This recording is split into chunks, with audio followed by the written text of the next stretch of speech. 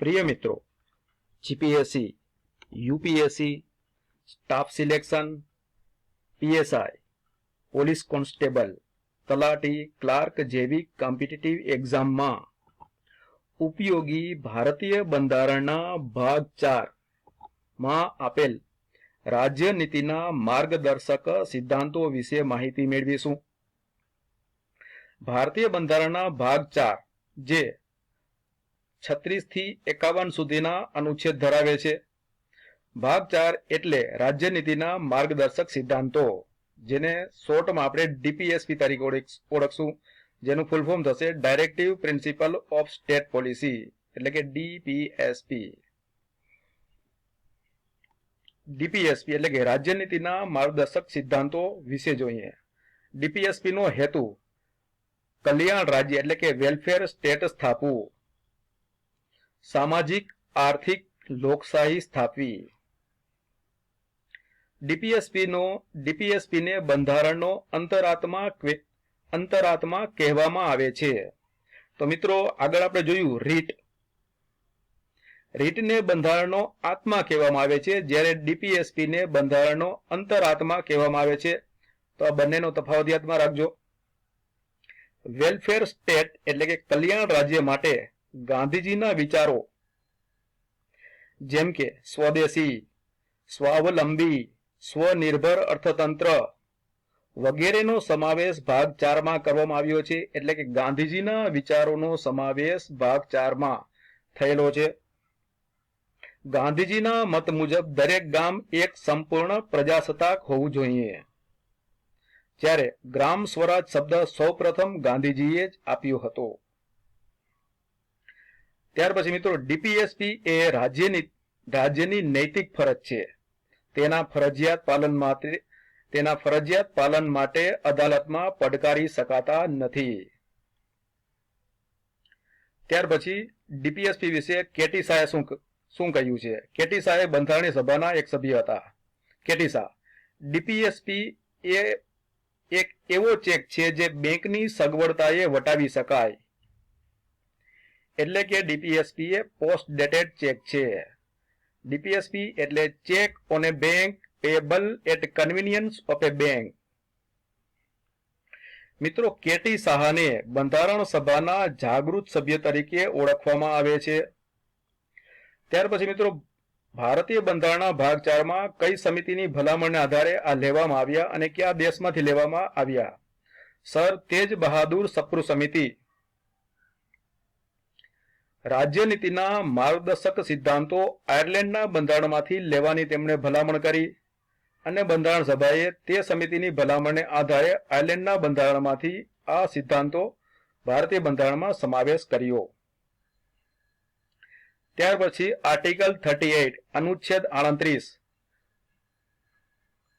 કલ્યાણ રાજ્ય એટલે કે વેલફેર સ્ટેટની વૃદ્ધિ માટે રાજ્ય યોગ્ય વ્યવસ્થા કરશે।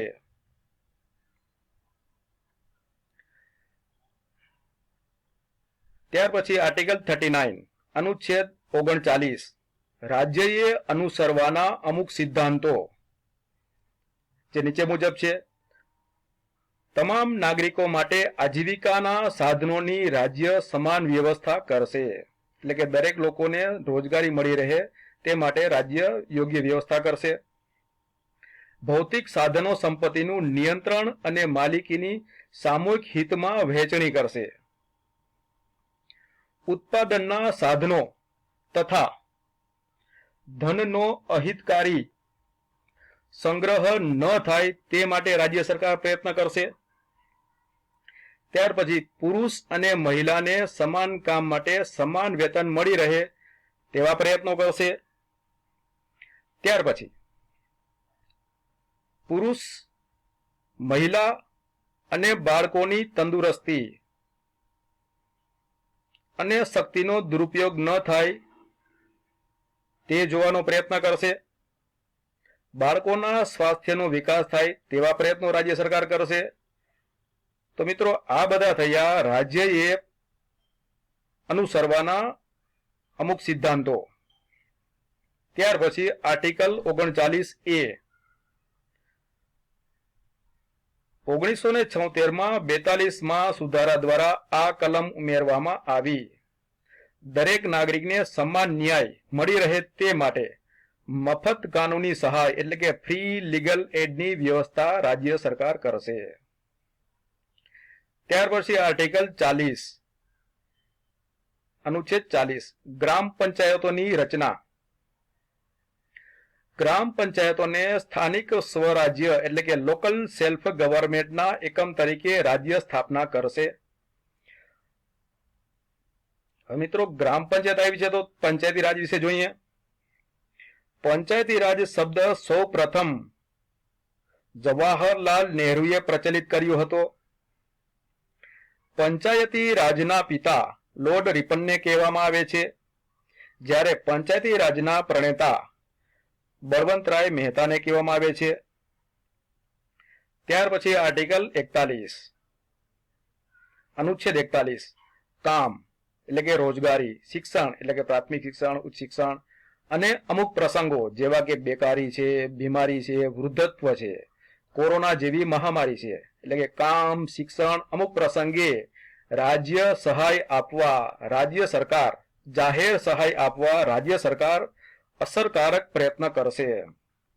તો મિત્રો અનુચ્છેદ 41 ના અસરકારક અમલ માટે સરકારે ઘણા પગલા ભર્યા છે, જેમ કે પ્રધાનમંત્રી જન આરોગ્ય યોજના, મા વાત્સલ્ય કાર્ડ, આયુષ્યમાન ભારત યોજના, વૃદ્ધાવસ્થા પેન્શન યોજના વગેરે હેઠળ જાહેર સહાય આપવા રાજ્ય સરકારે અસરકારક પગલાઓ લીધેલા છે. ત્યાર પછી આર્ટિકલ 42 અનુચ્છેદ 42 કામની ન્યાયસંગત અને માનવોચિત પરિસ્થિતિ તેમજ પ્રસૂતિ સહાય માટે રાજ્ય યોગ્ય વ્યવસ્થા કરશે. ત્યાર પછી આર્ટિકલ 43 એટલે કે અનુચ્છેદ 43 કામદારોના નિર્વાહ માટે જરૂરી વેતન અને ભથ્થાઓ એટલે કે કામદારો માટે નિર્વાહ યોગ્ય પગાર, યોગ્ય જીવન સ્તર તથા સામાજિક અને સાંસ્કૃતિક અવસર પ્રદાન કરવાનો રાજ્ય સરકાર પ્રયત્ન કરશે. ત્યાર પછી અનુચ્છેદ 43A આર્ટિકલ 43A આ અનુચ્છેદ 1976 42 બંધારણીય સુધારા દ્વારા ઉમેરવામાં આવ્યો અથવા આર્ટિકલ ઉમેરવામાં આવી, જે હેઠળ ઉદ્યોગોના વહીવટમાં કામદારોની ભાગીદારી માટે રાજ્ય યોગ્ય કાયદાકીય જોગવાઈ કરશે. બરાબર, તે હેઠળ રાજ્ય સરકારે ફેક્ટરી એક્ટ છે, લેબર લો છે, તેમાં સુધારા કરી અને આ માટેની જોગવાઈ કરેલી છે. ત્યાર પછી અનુચ્છેદ 43B આર્ટિકલ 43B 2011 97 બંધારણીય સુધારા દ્વારા આ કલમ ઉમેરવામાં આવી, જે હેઠળ સહકારી સમિતિઓ એટલે કે કોઓપરેટિવ સોસાયટીની રચના માટે રાજ્ય પ્રોત્સાહન આપશે. ત્યાર પછી અનુચ્છેદ 44 આર્ટિકલ 44 જેને આપણે CCC એટલે કે કોમન સિવિલ કોડ અથવા UCC એટલે કે યુનિફોર્મ સિવિલ કોડ, જેને ગુજરાતીમાં સમાન નાગરિક સંહિતા તરીકે ઓળખવામાં આવે છે. તમામ નાગરિકો આ UCC અથવા CCC એટલે કે સમાન નાગરિક સંહિતા હેઠળ દેશના તમામ નાગરિકો માટે એક સરખો દીવાની કાયદો સ્થાપવા માટે રાજ્ય યોગ્ય પગલાં ભરશે. મિત્રો આર્ટિકલ 44 હેઠળ અથવા આર્ટિકલ 44 એટલે કે સમાન નાગરિક સંહિતાનો વિચાર સૌપ્રથમ જવાહરલાલ નહેરુએ આપ્યો હતો. સમાન નાગરિક સંહિતા ધરાવતું ભારતનું એકમાત્ર રાજ્ય ગોવા છે. ત્યાર પછી આર્ટિકલ 45 અનુચ્છેદ 45 બાળકોને પ્રારંભિક બાળ સુરક્ષા તેમજ શિક્ષણની જોગવાઈ એટલે કે 6 થી 14 વર્ષના બાળકોને મફત અને ફરજિયાત પ્રાથમિક શિક્ષણ માટે રાજ્ય પ્રયત્ન કરશે. તો મિત્રો આર્ટિકલ 45 ને સરકારે 2002 માં 86માં બંધારણીય સુધારા દ્વારા આ અનુચ્છેદને અમલી બનાવ્યો છે. ત્યાર પછી આર્ટિકલ 46 અનુચ્છેદ 46 સમાજના નબળા વર્ગોની આર્થિક અને શૈક્ષણિક હિતોની અભિવૃદ્ધિ માટે રાજ્ય પ્રયત્ન કરશે.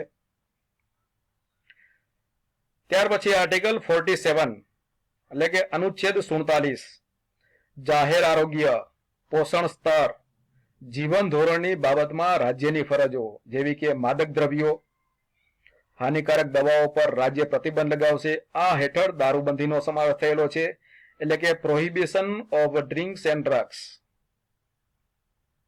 ત્યાર પછી આર્ટિકલ 48 અનુચ્છેદ 39 ખેતી અને પશુપાલનના પ્રોત્સાહન માટે રાજ્ય યોગ્ય વ્યવસ્થા કરશે. તો મિત્રો ખેતી અને પશુપાલનના પ્રોત્સાહન હેઠળ ગો હત્યા પર પ્રતિબંધનો સમાવેશ થયેલો છે. ત્યાર પછી આર્ટિકલ 48A એટલે કે અનુચ્છેદ 39A 1976 માં 42માં બંધારણીય સુધારા દ્વારા આ કલમ ઉમેરવામાં આવી, જે હેઠળ પર્યાવરણની જાળવણી તથા વન અને વન્યજીવોના રક્ષણ માટે રાજ્ય પ્રયત્ન કરશે. તો મિત્રો આર્ટિકલ 48 ને અથવા આ અનુચ્છેદને અમલી બનાવવા રાજ્ય દ્વારા રાષ્ટ્રીય ઉદ્યાન એટલે કે નેશનલ પાર્ક્સ અને સેન્ચ્યુરી એટલે કે અભયારણ્યોની સ્થાપના કરવામાં આવી છે. તેમજ વન્ય સુરક્ષા અધિનિયમ 1972 ઘડવામાં આવ્યો છે. ત્યાર પછી આર્ટિકલ 49 અથવા અનુચ્છેદ 49 રાષ્ટ્રીય મહત્વના સ્મારકો, સ્થળો અને વસ્તુઓના રક્ષણ માટે રાજ્ય પ્રયત્ન કરશે. ત્યાર પછી આર્ટિકલ 50 ન્યાયતંત્રને કારોબારી તંત્ર એટલે કે કાર્યપાલિકાથી અલગ કરવા બાબત એટલે કે separation of judiciary from executive.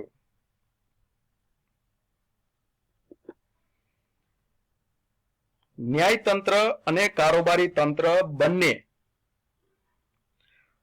સ્વતંત્ર રીતે કાર્ય કરી એકબીજાની કામગીરીમાં દખલ નહીં કરે. એટલે કે ન્યાયતંત્ર અને કારોબારી જ્યુડિશિયરી અને એક્ઝિક્યુટિવ બંને પોતપોતાના ક્ષેત્રમાં સ્વતંત્ર રીતે કાર્ય કરશે. આર્ટિકલ 51 અનુચ્છેદ 51 આંતરરાષ્ટ્રીય શાંતિ અને સલામતીને ઉત્તેજન મળે તેવા પ્રયત્નો રાજ્ય કરશે. મિત્રો જીપીએસસી યુપીએસસી ની મેન્સમાં ઘણી વખત ક્વેશ્ચન પૂછાઈ ગયો છે કે મૂળભૂત અધિકારો અને રાજ્ય નીતિના માર્ગદર્શક સિદ્ધાંતો એટલે કે એફઆર અને ડીપીએસપી વચ્ચેનો તફાવત સમજાવો. તો મૂળભૂત અધિકારોના અમલ માટે સુપ્રીમ કોર્ટ કે હાઈકોર્ટમાં અપીલ કરી રીટ દ્વારા તેનો અમલ કરાવી શકાય છે. જ્યારે રાજ્યનીતિના માર્ગદર્શક સિદ્ધાંતો એ રાજ્યની નૈતિક ફરજ છે, તેના ફરજિયાત અમલ માટે અદાલતમાં પડકારી શકાતા નથી. આ બેઝિક ડિફરન્સ છે. તો મિત્રો રાજ્યનીતિના માર્ગદર્શક સિદ્ધાંતો વિશેની આ માહિતી કોમ્પિટિટિવ એક્ઝામમાં ઉપયોગી થાય તેવી આશા સાથે થેન્ક યુ.